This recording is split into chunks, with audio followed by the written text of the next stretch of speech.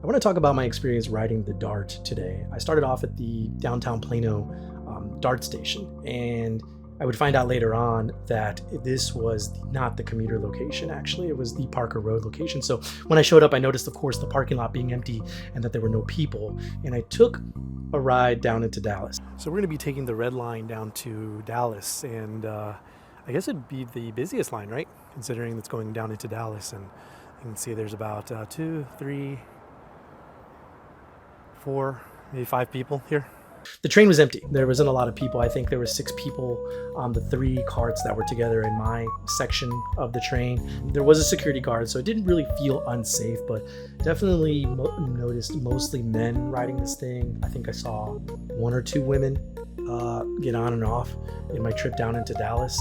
It didn't smell good. At a certain point, homeless people were getting on and off.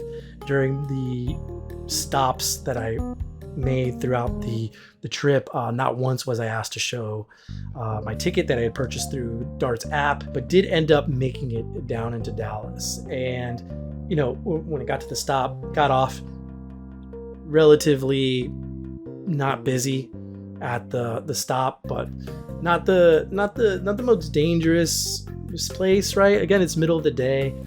It didn't feel abnormally dangerous, but definitely not abnormal for a city, right? Like, you got your shady people and just people you probably don't want to interact with or get eye contact with. I ended up walking a couple blocks to take the bus up to a different part of northern Dallas, and empty experience. The bus was empty. It was late. It was 4 minutes late.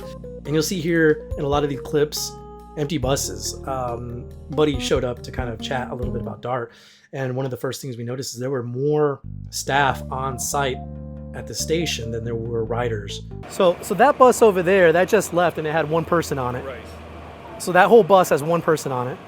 And this bus looks like 2 people just hopped on. Yep. You got another. He said he'd have 3, 4 or 5. 4. Maybe he's right. So there's about 4 or 5 people that are hopping on. This is also going to the West Plano area. Saw several buses pull up, completely empty, or 1 or 2 people get off. These giant buses with nobody riding them, completely empty buses.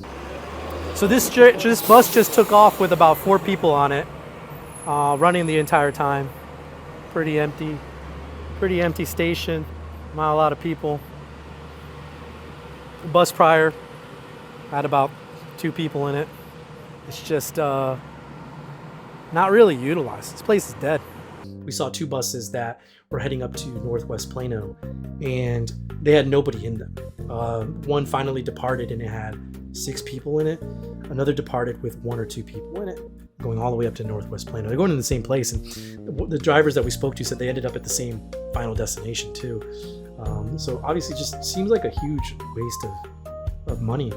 You got these buses completely running across all over the city, completely empty. Nobody's using them, and just a gross waste of money. And you just got all these employees standing around, these Dart employees standing around, and taxpayer dollars, I guess, are just funding these salaries and these workers. When we finally stopped to have some coffee and get some work done, and then went back to riding throughout the day, but just not busy, not particularly unsafe, but definitely not busy. And so I thought that was really interesting. And so this is the station that is generally used for commuters that go down into Dallas. I met a gentleman who you'll see here up next who has been using the Dart, I believe, since 2018. 8 years in the Air Force. Yeah. Thank you for your service. You're welcome. And he talked a little bit about his experience riding the Dart and what his thoughts were with the city spending hundreds of millions of dollars on Dart, taxpayer money on Dart every year. You think the city's getting ripped off paying that much money? Oh yeah. But there are people benefiting from it. It's just not a lot of people. Clearly. The 2 people that was on the But you said, how long you been riding the Dart again? Since 2018. Is it normally like this? Like, is this a common amount of people? Yeah. Is it ever dangerous for you, or? Yeah. It's certain stops I won't even stop at. Like which ones? Forest Lane, West End, Yeah. Cedars. I almost got robbed at the Cedar stop. I've been riding it all day, and it didn't feel dangerous to me. I wouldn't let I wouldn't recommend a female ride it alone. Well, you know, darts, they got cops. Yeah. But what I'm talking about is when you get off dart, depends on which area you get off in. Okay. So the areas surrounding the stations are pretty dangerous. Some of them. What about the trains and buses themselves? They felt pretty safe in general? Oh yeah, oh yeah. Yeah, I felt that too. Yeah. But not always busy during the day. Mm-mm. They're busy in the morning when people are going to work. Yeah. They're busy at rush hour Yeah. when people get off. Yeah. Other than that, man, you know, it don't be Not $109 million. not even close. You think this? Would you say the city's getting ripped off? Absolutely. I mean, think about it. Who's paying for it? Well, we are. You are. A penny. My $1.50. Yeah, your $1.50. For the what's it called? GoLink? Yeah. It's like private Uber. See, that's one of them little minivans right there. You think that's your ride? I doubt it because I just booked it. Oh yeah, so he's the. Yeah, you know, takes time. Okay, booking confirmed. There you go. 6 minutes. That might be him. Can you see from here? Yeah. What number am I looking 306. for? Safe travels, Jerry. Or Terry. I don't remember your name. He spends, I believe it's like $1.50 to $3 per day, and he gets to use Dart on demand, which is called GoLink. And it's essentially Dart sending out these private minivans that come and pick up riders to go wherever they want. So here at the station, the majority of the traffic and people that are waiting around are actually GoLink customers. I'd never heard of that until today. GoLink is essentially a service where it's almost like an Uber or a Lyft where you book where you want to go. They come pick you up. The gentleman I was talking to earlier pays anywhere from $3 to $1.50 a day, and they pick him up and take him wherever he wants to go. He literally showed me the app, and he was telling me that he was using it to go to the hardware store and get some errands done, and then using it again to go home. He was telling me that when they can't send a Dart van, they'll actually contract out to Uber so he can get an Uber ride, and it doesn't change the cost that he has to pay. He doesn't have to tip or anything like that. It's really interesting that taxpayers are subsidizing these private Uber rides. It's very wild. I didn't know that was a thing. Hung out until around 5:30. Didn't notice a lot of people leaving.